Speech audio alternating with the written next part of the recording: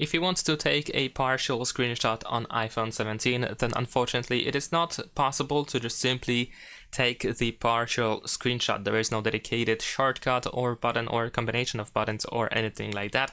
However, what you can do is you can simply take a screenshot of anything that you want to capture and then just crop the screenshot. So what I mean by that is that we can press the volume up and the side button at the same time in order to take the screenshot, and now immediately you should be able to find this editing mode.